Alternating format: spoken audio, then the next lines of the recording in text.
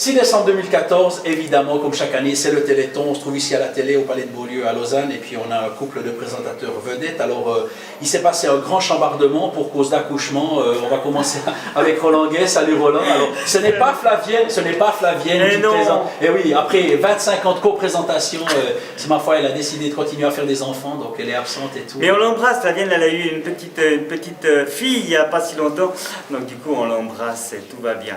Et on la félicite. Une petite Ornella qui est née il y a 2 mois. Bonjour Camille Tisson. Bonjour. C'est toi qui vas co-présenter avec Roland ce Téléthon. Le Téléthon, pour toi, tu étais plutôt de l'autre côté ou tu faisais déjà partie de l'équipe, évidemment, puisque tu travailles dans cette belle télévision? Alors, j'ai jamais eu l'occasion de faire partie de l'équipe. C'est la toute première fois que je participe au Téléthon. Je trouve que c'est vraiment une chance inouïe de pouvoir arriver comme ça. Je connaissais par contre tout le monde. Et puis, je me réjouis de m'embarquer dans cette grande aventure qui semble être vraiment une grande famille.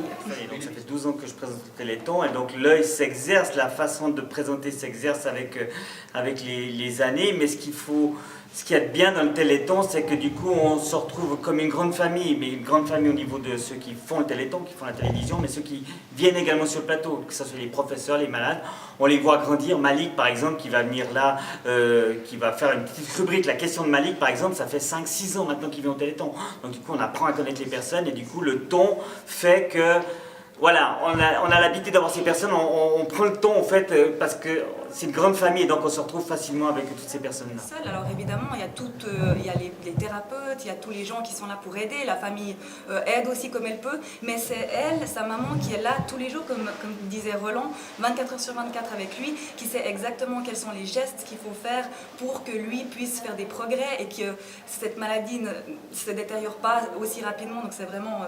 beaucoup, une grande générosité, une grande humanité. Vraiment, beaucoup de courage. C'est très important aussi des reportages pour montrer un peu justement le quotidien des malades, parce que quand on voit les malades dans une émission de télévision, ben, ils sont bien apprêtés, ils sont tout beaux, ils sont tout sympas, ils parlent, ils font leur petit truc où ils chantent une chanson, puis on se dit bon voilà, ils sont positifs et puis ils parlent, mais il y a le quotidien qui est très lourd à gérer chaque jour. Puis je crois qu'au Téléthon aussi, il y a aussi des reportages pour montrer l'avancée de la recherche, ce qui se fait grâce à l'argent qui est récolté par le Téléthon dans le domaine de la recherche. Il y a des avancées, on commence à trouver des débuts de solutions, il faut continuer, il faut encore travailler là-dessus.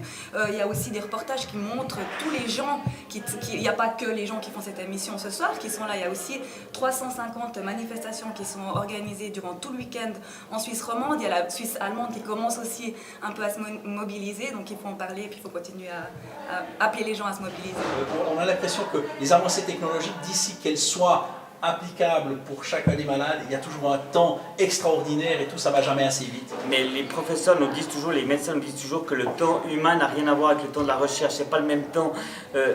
Mais juste pour donner une idée de l'importance du Téléthon. Le Téléthon a été créé en France en 87, en Suisse en 1988, donc il y a déjà quelques années. Et avant la création du Téléthon, il n'y avait tout simplement aucune recherche sur ces maladies génétiques rares. Quand le médecin diagnostiquait la myopathie, parce qu'à l'époque on parlait de myopathie, on ne disait pas les myopathies, maintenant on se rend compte qu'il y a plusieurs sortes de myopathies. Bien à l'époque, quand la famille apprenait que bah voilà, mon enfant atteint d'une myopathie, bah, super, qu'est-ce qu'on fait? On lui donne un médicament? Bah non, on ne peut pas vous donner un médicament, il n'y a pas de recherche.